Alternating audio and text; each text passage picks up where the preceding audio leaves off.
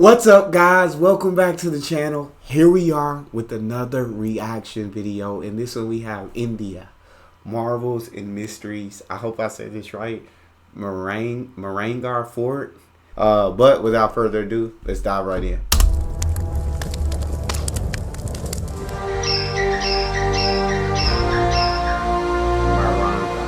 Citadel of the Sun.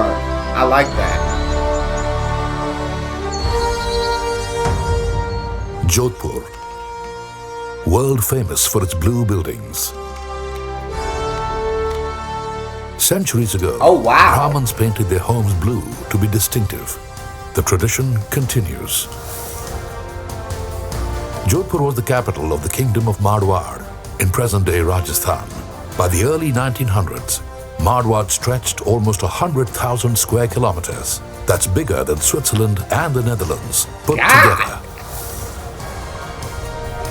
Marwar stretched bigger than Switzerland and the Netherlands put together is wild.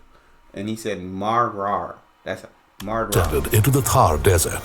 The riches of the East and West passed through it on the great trade route between Central Asia and Europe.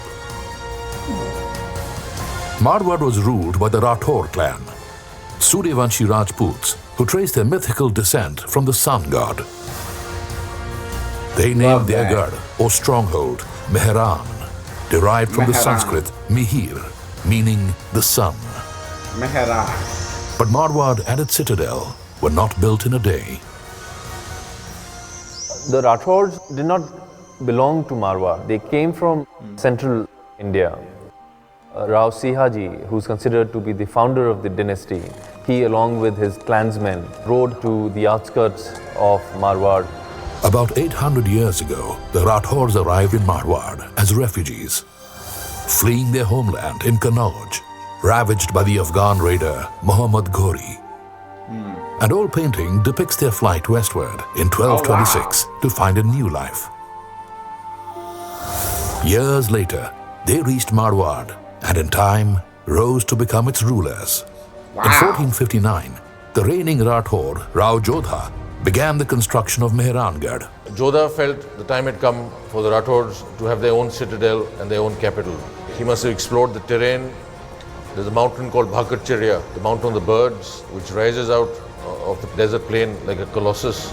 The Bhakarchirya hill. This is amazing, the fact that they, it sounds like they fled from another place in fear of a certain ruler, and then they fled towards Marwar, and over time they became the rulers of this land, which is incredibly sensational. And Marwar was a trade route destination to so many different places.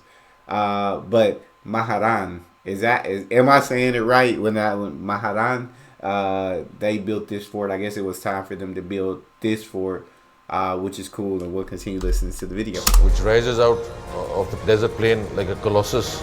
The Bhakarchirya hill was a 400-foot-high extinct volcano with sheer cliffs, strategically perfect. But building a fort on it meant cutting away millions of tons of volcanic rock. A contest of man versus mountain. The Khandwalias are a community with special skills. Khand means stone in the local language. And true to their name, these men know all about it. Work began on the mighty fort with native insight and humble tools. They have traditional wisdom of knocking on the stone and hearing the vibration and knowing the faults. Faults are fractures within the rock that weaken it. Knowledge passed down the generations taught the Khandwalias how to identify a rock's faults by sound. That's bit by crazy. bit, Khandwalia teams skillfully chiseled away a mountain. That's crazy. We know of another very specialized community. That's literally like so incredible. I love people who like specialize in certain things, because it's truly like fascinating to me who doesn't specialize in anything, and I'd love to be able to find that something that I just truly love and could specialize in. That's just really my thing. That would be so awesome. But for them, specializing in something like stones, like rocks, is really crazy. And so they're able to tap it and hear the vibrations of where the faults are in the rock, and it's something that's been passed down to them. And they're able to I guess create this mountain out of this volcano, and built this fort upon it, which it's just dope. That were traditional heavy lifters.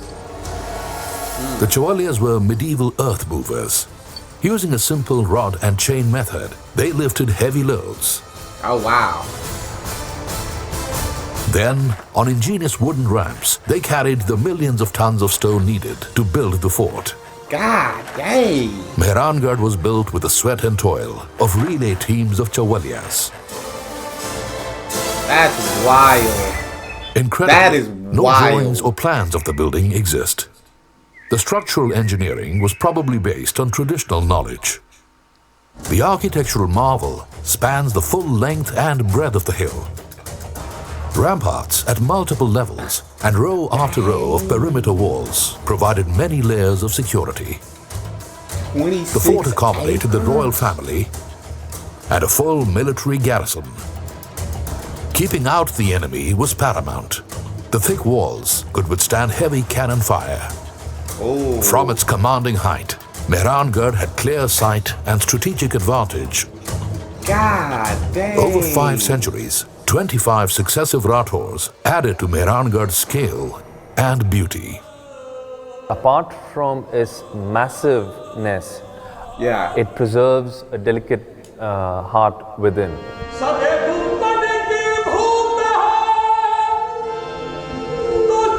Wow. Palaces, pleasure gardens, art. This was Royal Rajputana at its finest.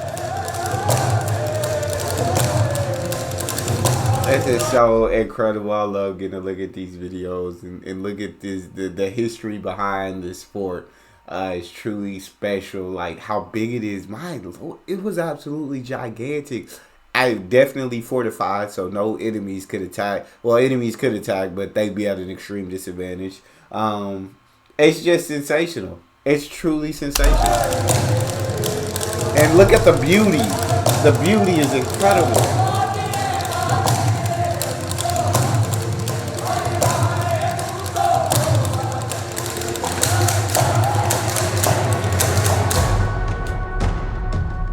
But the arts flourished so long as Marwar prospered. Prosperity demanded blood and sacrifice. Oh. Before a battle unto death, the Kesaria ritual was performed. It represented the ultimate sacrifice. Actually quite a sad ritual because it's the last battle when they knew that they could not win, the odds were against them, but they did not surrender. Death was acceptable, dishonor was not. Oh, wow. The Rathor leader sat with his men for one last time. From his royal hand, he offered his brothers-in-arms the opiate potion. They removed the ornate turbans and changed into simple saffron, invoking the spirit of sacrifice. Oh my God. They would present their swords in a display of loyalty and fealty to the Maharaja, and he would put a tika on it. And then they would ride out for their last battle. Dang. In 1741, the Rathors of Mehrangarh rode out to their deaths in the Battle of Gangwana. It was the way of the Rajput warrior, the stuff of legend. Songs of valor are still sung here in Mehrangarh, the citadel of the sun. Dang. That's wild. So they knew they were going to lose. They knew they had no chance of winning, but death was acceptable. Dishonor was not. They were still going to ride out, and they were still going to fight. That's absolutely incredible history, man. And sheesh, that fort, sensational. That's all we have. Let me know what you guys thought about that video. I'd love to hear from you. If you enjoyed, please don't forget to subscribe, give the video a thumbs up, and check out the next one. I'll see you guys next time.